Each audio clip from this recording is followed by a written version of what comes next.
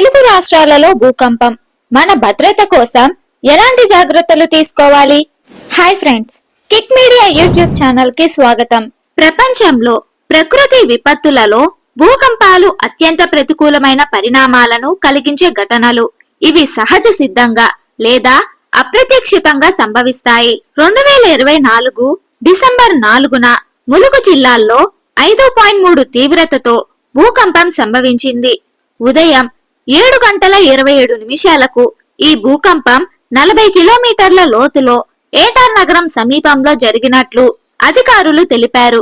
భూకంపం ప్రభావం తెలంగాణ మరియు ఆంధ్రప్రదేశ్ రాష్ట్రాల్లో విస్తరించింది.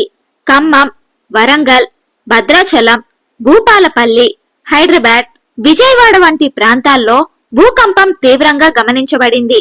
అయితే ప్రాణ నష్టం లేదా పెద్ద ఆస్తి నష్టం సంభవించలేదు. ప్రజలు భయంతో ఇళ్ల నుంచి బయటకు పరుగులు తీశారు. భూకంపానికి తర్వాతి కంపనాలు తక్కువ తీవ్రత గలవిగా ఉండవచ్చని శాస్త్రవేత్తలు సూచిస్తున్నారు.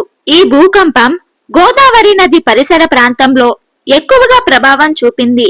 గోదావరి నది తీర ప్రాంతాలు ఈ రకమైన భూకంపాలకు అనువైన ప్రదేశాలు. మునుపటి కాలంలో కూడా ఇలాంటి చిన్న భూకంపాలు ఇక్కడ చోటు చేసుకున్నాయి.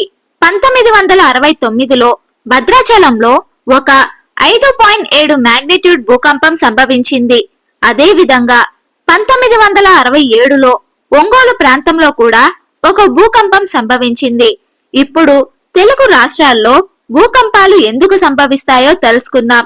ఇక్కడ తెలుగు రాష్ట్రాలు చాలా స్థిరమైన భూమిపై ఉన్నాయి. అంటే హిమాలయాల వంటి ప్లేట్ బౌండరీలు ఇక్కడ లేవు. ఈ కారణంగా పెద్ద భూకంపాలు తెలుగు రాష్ట్రాల్లో రావడం చాలా అరుదు. కానీ గోదావరి నది పరిసర ప్రాంతాల్లో చాలా కాలంగా చిన్న పగుళ్లు మరియు భూకంపాలు సంభవిస్తూనే ఉన్నాయి.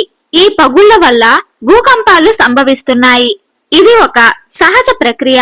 శాస్త్రవేత్తలు చెబుతున్న ప్రకారం ఈ భూకంపాలు గోదావరి నది పరిసర ప్రాంతాల్లో ఉన్న చురుకైన పగుళ్ల వల్ల జరుగుతున్నాయి. మునుపటి కాలంలో కూడా ఇక్కడ చిన్న భూకంపాలు వచ్చాయి. ప్రస్తుతం భూకంపం తరువాత ఆఫ్టర్ షాక్స్ రావడం సాధారణం. ఈ భూకంపం 5.0 to 5.5 మాగ్నిట్యూడ్ మధ్యలో ఉండటం వల్ల అది పెద్ద ప్రమాదం కాని కొంతమేర భవనాలు, కార్లు కదిలిపోవచ్చు. కానీ ప్రజలపై ప్రభావం తక్కువగా ఉంటుంది. హైదరాబాద్ వంటి నగరాల్లో ఈ భూకంపం ప్రభావం తక్కువగా ఉండి ప్రజలు దీన్ని గమనించకపోవచ్చు. ఈ భూకంపం గోదావరి నది ప్రాంతంలో ఎక్కువగా ప్రభావం చూపింది. ఇతర ప్రాంతాల్లో భూకంపం ప్రభావం తక్కువ ప్రభావం చూపింది.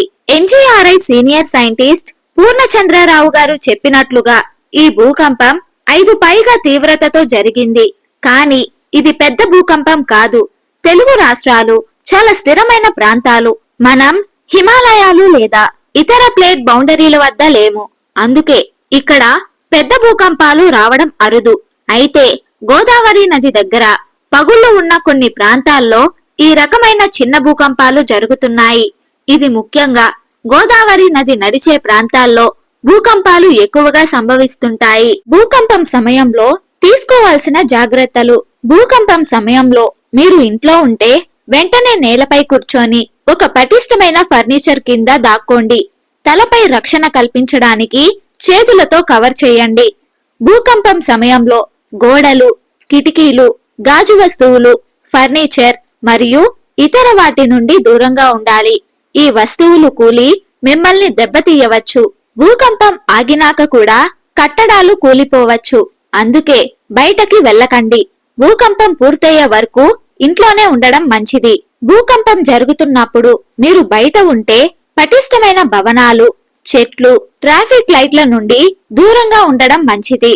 స్తంభాలు, బ్రిడ్జ్లు లేదా పవర్ లైన్స్ కింద నిలబడకండి. ఇవి కూలి ప్రమాదాన్ని సృష్టించవచ్చు. ఆఫ్టర్ షాక్స్ నుండి జాగ్రత్త. పెద్ద భూకంపం తరువాత చిన్న భూకంపాలు వస్తాయి. ఈ సమయంలో పటిష్టమైన ప్రదేశంలో రక్షణ తీసుకోండి. భూకంపం ఆగిన తరువాత బాగా నుయ్యబడిన గోడలు, కిటికీలు, గ్యాస్ లీకేజీలు, ఎలక్ట్రికల్ పరికరాలను తనిఖీ చెయ్యండి. ఒకసారి భూకంపం ఆగిన తరువాత భవనంలోని దెబ్బతిన్న ప్రదేశాలు, ఫ్యూజ్ బాక్స్, విద్యుత్ పరిసరాలను చెక్ చేయండి. మరింత ప్రమాదం నివారించడానికి వీలైనంత త్వరగా అవసరమైన చిట్కాలను పాటించండి. భూకంపం సంభవించినప్పుడు భయపడవద్దు. భద్రతా ప్రదేశంలో ఉండడం, కవర్ చేయడం, ఫోకస్ చేయడం, అత్యవసర సేవలతో కమ్యూనికేట్ చేయడం చాలా ముఖ్యమైనది. భూకంపం వంటి విపత్తులను ఎదుర్కోవడానికి ముందు నుంచి అవగాహన ఉండడం అత్యంత ముఖ్యమైనది.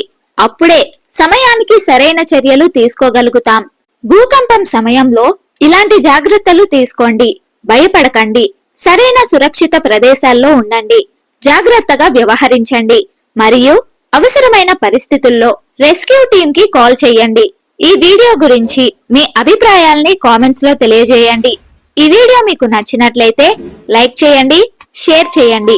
మరిన్ని వీడియోల కోసం మా కిక్ మీడియా యూట్యూబ్ ఛానల్ ని సబ్స్క్రైబ్ చేయండి. Thank you.